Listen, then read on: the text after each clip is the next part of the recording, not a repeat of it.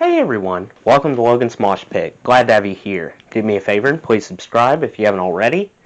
Today we're going to do another episode of Logan's List. In this series, I'm going to share my opinion on all things music related, ranging from common topics to obscure topics. Halloween. What's not to love about Halloween? Free candy, carving pumpkins, scaring people, and best of all, getting your house TP'd. Halloween is almost here.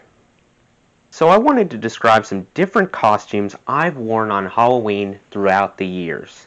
Something besides the typical vampire, werewolf, and zombie. In fact, my love for a few fantastic musicians inspired me to duplicate their signature look once Halloween rolled around. Thus, it's relevant to my channel.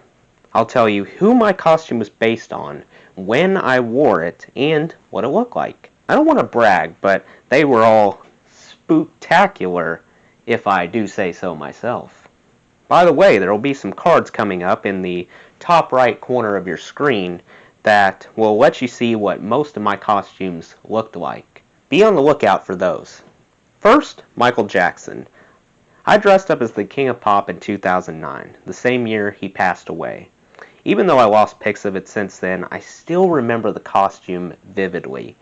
It closely matched a late 1970s Michael, an off-the-wall era Michael, pre-plastic surgery. The costume consisted of a bushy black afro, large sunglasses that nearly went down to my nose, I kept them, plus paired that with a black and gold patterned stage suit.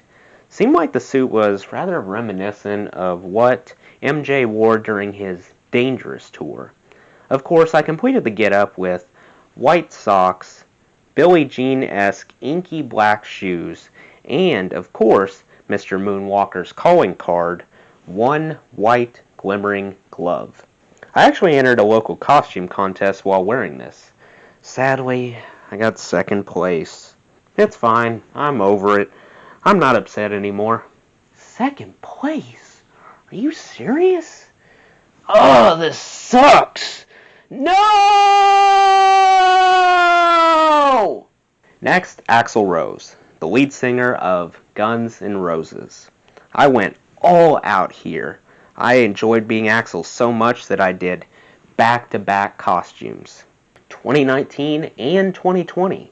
The first rule of 2020 is don't talk about 2020.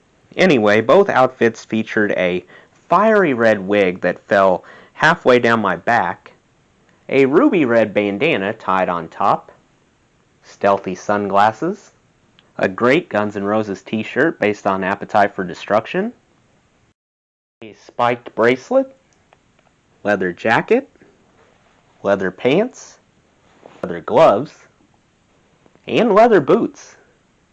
Took a long time to track down the right boots.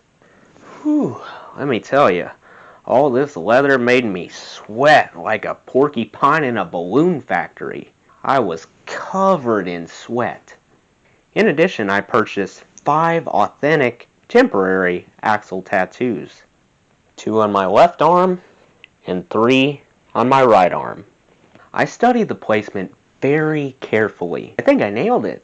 The tattoos were my favorite aspect of the costume.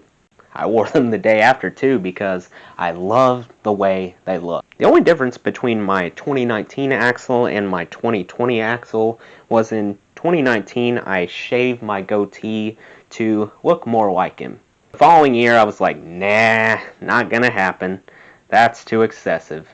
Either way, when I passed out candy as Axel, none of the kids recognized me, but whatever. Finally, Paul Stanley, lead singer of Kiss. I decided to be Paul last year.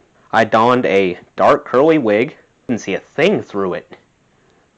I also rocked a Kiss Destroyer style shirt, and all the same leather that I mentioned earlier. Obviously, it wouldn't be Kiss without makeup. I did the Paul makeup myself.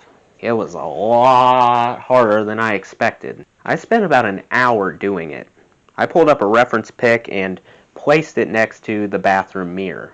First, I smeared white makeup along my forehead, nose, cheeks, and chin. Next, I patted powder on to protect the color. Then I methodically traced a semi-decent star over my right eye. Don't judge me! Oh well, I'm not a pro makeup artist. Thankfully, this wig helped hide the imperfections. Overall, I was pretty pleased with how it turned out. To be honest, my neighbor felt even more excited about the outfit than I did. He's a huge Kiss fan. He even threw a Kiss-themed birthday party back in February because he kissed his 50s goodbye. I wrote Best Neighbor in Kisstory on his table. He got a kick out of that.